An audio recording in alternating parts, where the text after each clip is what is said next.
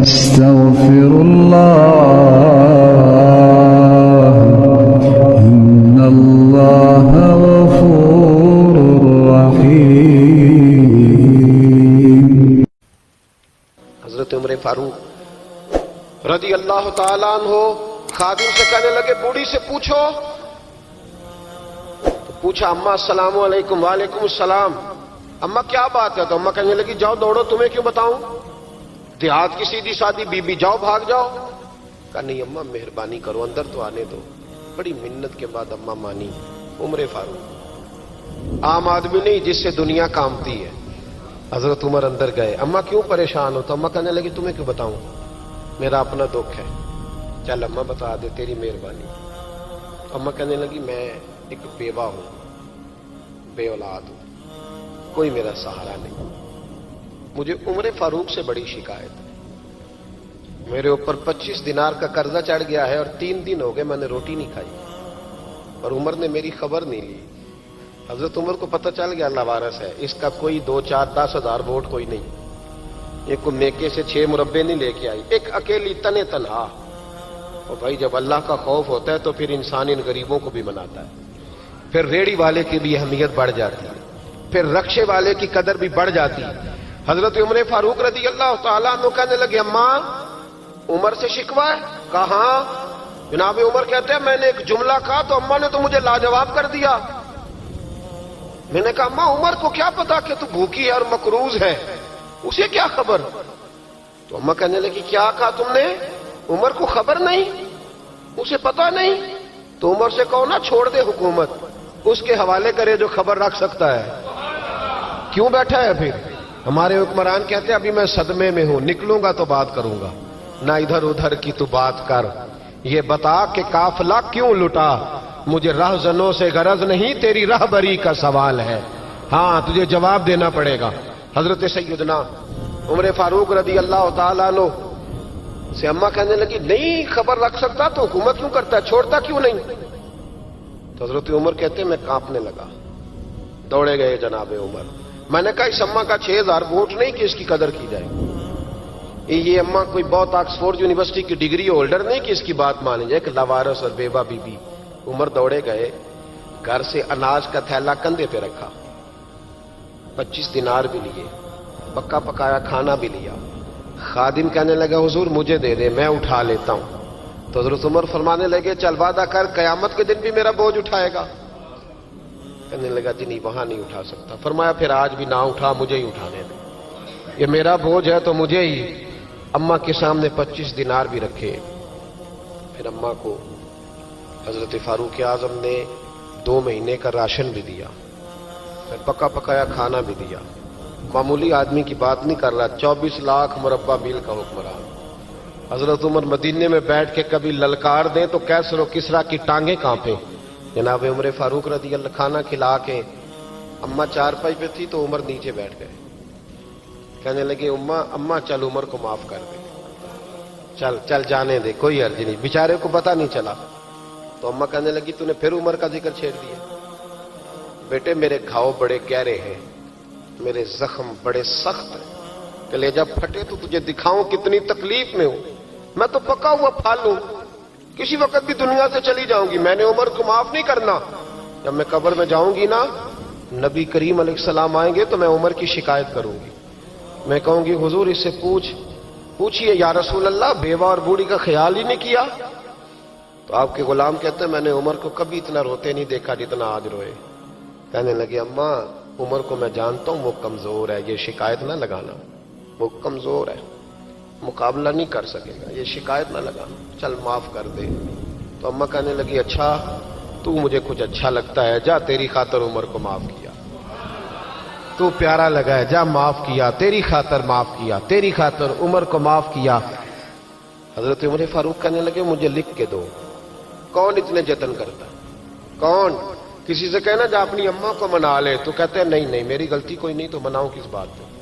ہمیں تو 20 دلیلیں آتی ہیں. جا ابا کے پیر پکڑ لے.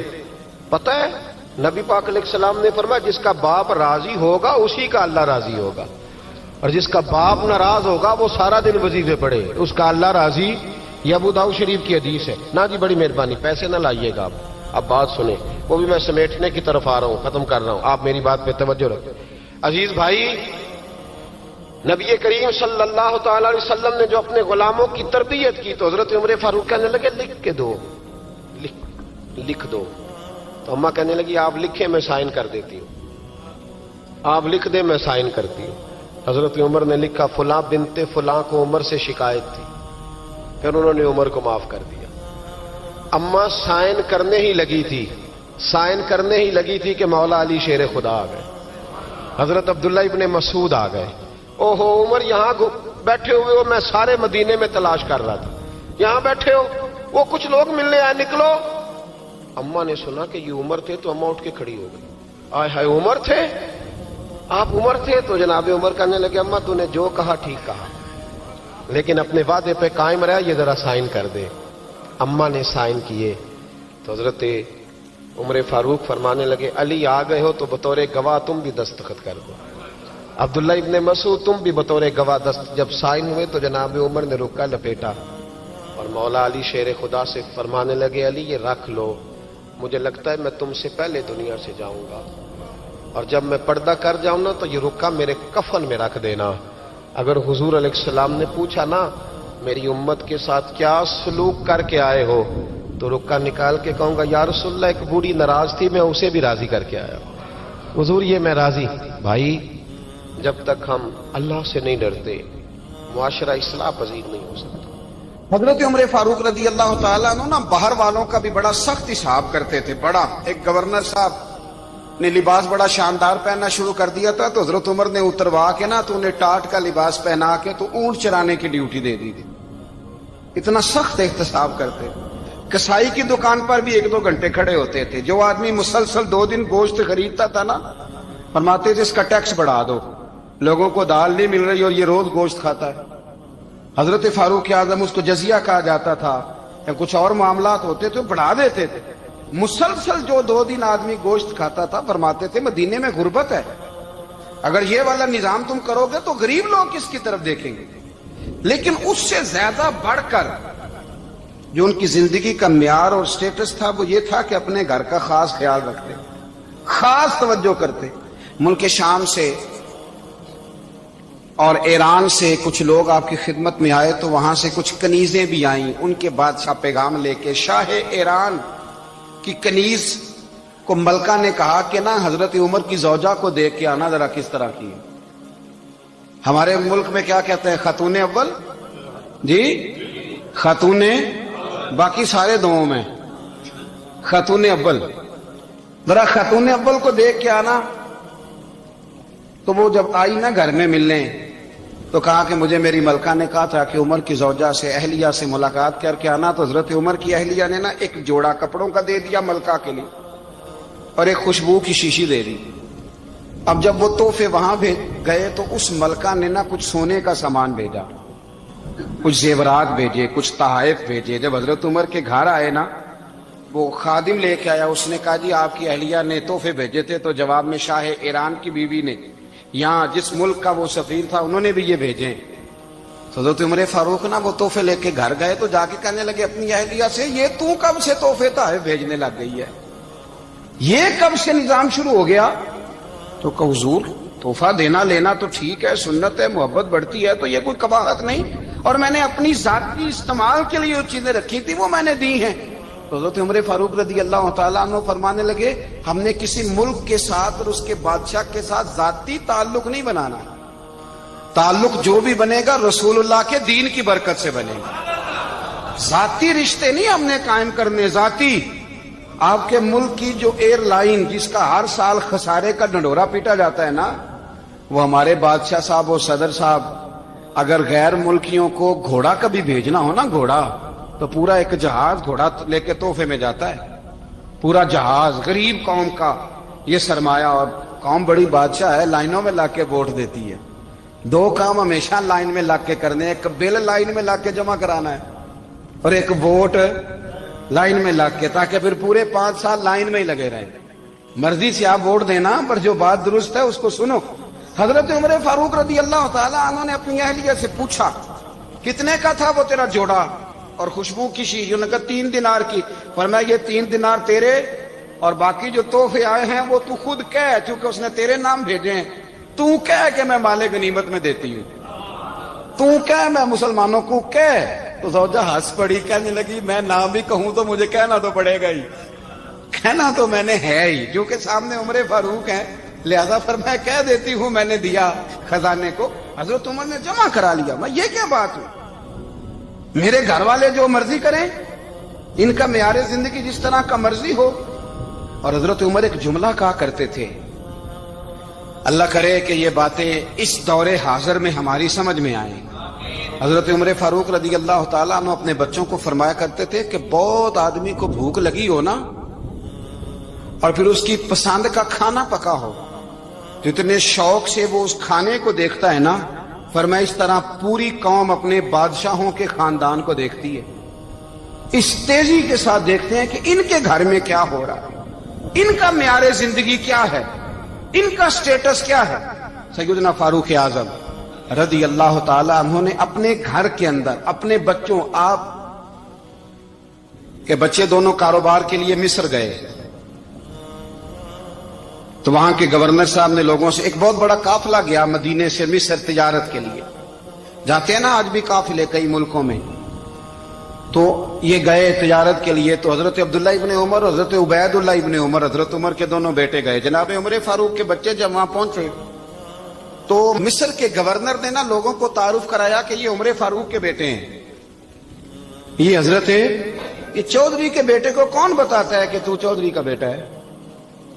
باہر والے بتاتے ہیں، گھر والے جی. اور سیٹھ صاحب کے بیٹے کو کون بتاتا ہے کہ تو سیٹھ صاحب کا بیٹا ہے؟ اور مالک کو کون بتاتا ہے کہ تو مالک کا بیٹا ہے اور یہ کرایہ دار ہے؟ یہ کون بتاتا ہے؟ یہ سوچ ہم دیتے ہیں بچوں کو. چودھری اور کمی کی سوچ، امیر اور غریب کی سوچ، مالک اور کرایہ دار کی سوچ، گھر کے مالک کی اور کام کرنے والے کی سوچ، یہ ہم دیتے ہیں. یاد رکھنا یہ ہم دیتے ہیں، یہ ہمارا مزاج ہے، یہ باہر سے نہیں آتی. تو کوئی شہزادہ ہے، تو سیٹھ ہے، تو نواب ہے، یہ سوچ باہر سے نہیں آتی. یہ اماں سوچ دیتی ہے، اماں، یہ ابا سوچ دیتا ہے. اور پھر جب تباہی اترتی ہے تو اس کے ذمہ دار بھی باہر والے نہیں ہوتے، گھر والے ہوتے ہیں. گھر والے، ہمارے بچوں کی طبیعتوں پر زیادہ نقش باہر والوں کا نہیں ہوتا، گھر والوں کا ہوتا ہے. یاد رکھیے گا. حضرت عمر فاروق رضی اللہ، بچے ہیں، شہزادے ہیں، وہ کاروبار کرنے گئے اور وہاں لوگوں نے بتایا گورنر صاحب نے کہ یہ فاروق اعظم کے بچے، امیر المومنین کے. لوگوں نے ان سے زیادہ مال خریدا، تجارت میں زیادہ نفع ہوا. ظاہر ہے کہ وہ آپ کے جو اللہ خیر کرے حکمران ہیں، ان کے کاروبار کتنے ملکوں میں ہیں، کس بنیاد پر ہیں؟ وہ صرف اس بنیاد پر کہ وہ حکمران رہے، ان کے لیے آسان تھا بڑے لوگوں سے تعلقات بنانا.